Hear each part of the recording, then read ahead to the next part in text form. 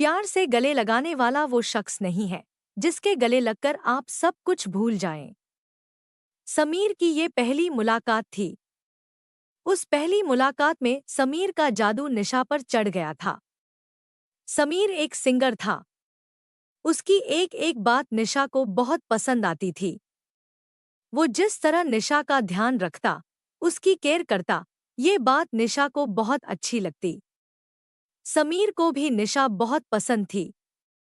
हालांकि दोनों ने कभी एक दूसरे को खुलकर नहीं कहा, लेकिन आखिर कब तक वो इससे दूर रहते। एक दिन समीर ने ही निशा को प्रोपोज कर दिया। निशा, समीर, तुम जानते हो ना मैं शादीशुदा हूँ, फिर भी मुझे प्रोपोज कर रहे हो। समीर, क्या मैं एक शादीशुदा से प्यार नहीं कर सकता?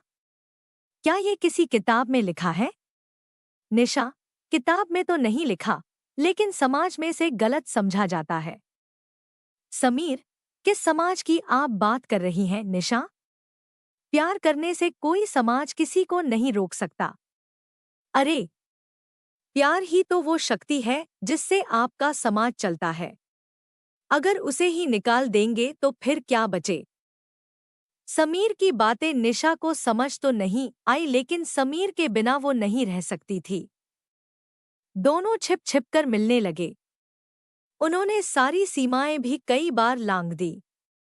उसे नहीं पता था कि समीर उसका यूज कर रहा है। उसने निशा से लाखों रुपए ऐंठ लिए थे और वो उससे अय्याशी करता था। समीर, सोने के अंडे देने वाली मुर्गी हाथ लगी है मेरे। अपनी लाइफ तो बिल्कुल सेट है।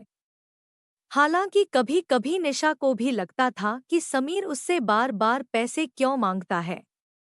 उसे ये भी लगता था कि वो अपने पति को धोखा दे रही है। लेकिन उस रिश्ते में उसे अब घुटन सी होने लगी थी। इसलिए समीर का साथ उसे अच्छा लगता है।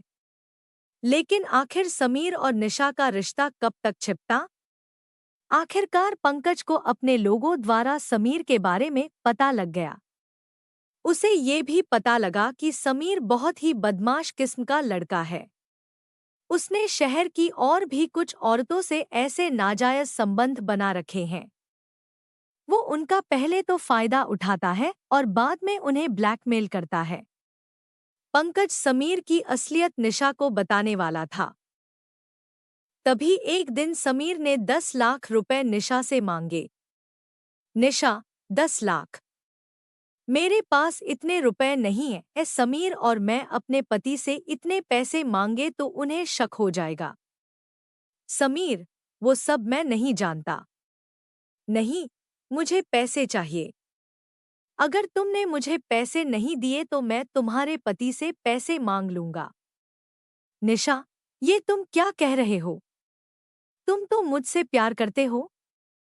समीर, मैं प्यार सिर्फ पैसों से करता हूँ निशा। पैसों से पैसे दो नहीं तो तुम्हारी इज्जत नीलाम कर दूंगा। निशा, नहीं समीर, तुम कुछ ऐसा मत करना। पंकज ने निशा और समीर की सारी बातें सुन ली। उसने उससे कहा, पंकज, वो बहुत बदमाश लड़का है निशा। बहुत बदमाश। निशा, कौन? किसकी किसकी बातें कर रहे हैं आप? पंकज, वही जो तुम्हें फोन पर ब्लैकमेल कर रहा है। उसके बाद पंकज ने समीर की सारी असलियत निशा को बताई और उससे कहा, पंकज, निशा, क्या कमी रखी मैंने तुम्हारे पास? महंगी से महंगी गाड़ी है, बड़ा बंगला है, नौकर चाकर की लाइन लगी रहती है तुम्हारे आगे पीछे। बोलो, इससे ज्यादा और क्या मैं दे सकता हूँ? निशा, प्यार। प्यार ही नहीं दिया आपने मुझे कभी। 3 साल से अधिक हो गए हमारी शादी को, लेकिन आपके घर में मैं सिर्फ एक सामान की तरह हूँ। जो रहे या चाहे ना रहे, आपको कोई फर्क नहीं पड़ता। कभी आपने 2 मिनट बैठकर मुझसे कुछ पूछा? कभी प्यार से मुझे गले लगाया? कभी प्रेम से मेरी तरफ देखा नहीं? कभी नहीं। काम, काम, काम, आपके लिए काम ही सब कुछ है। मैं जानती हूँ कि मैंने गलती की है, लेकिन कसूरवार आप भी है। पहली बार पंकज को लगा कि उससे सही में बहुत बड़ी गलती हो गई। वो अपनी फैक्ट्री, अपने क्लाइंट्स और अपने काम में ही बिजी रह गया। उसे 2 मिनट की फुर्सत उस शख्स के लिए नहीं थी जिसे वो अग्नि के आगे 7 फेरे लगाकर लाया था। उसे तो लगता था कि पैसा ही सब कुछ है। वो सारी चीजें निशा को दे तो रहा था, लेकिन प्यार और अपना समय वो उसे दे ही नहीं पाया जिसकी जरूरत उसे सबसे ज्यादा थी। पंकज, निशा, मैंने बहुत बड़ी गलती की है, लेकिन मैं इस गलती को सुधारना चाहता हूँ। प्लीज मुझसे दूर मत हो। मुझसे दूर मत हो। मुझे माफ कर दो। मैं वादा करता हूँ कि मैं बिल्कुल बदल जाऊं। इसी समय पुलिस को फोन करिए। मुझे उस बदमाश को सबक सिखाना है। निशा ने पंकज को माफ कर दिया। गलती दोनों तरफ से हुई थी। उन दोनों को एहसास था। उसके बाद पंकज बिल्कुल बदल गया। उसे प्यार और पत्नी दोनों की अहमियत समझ आ गई।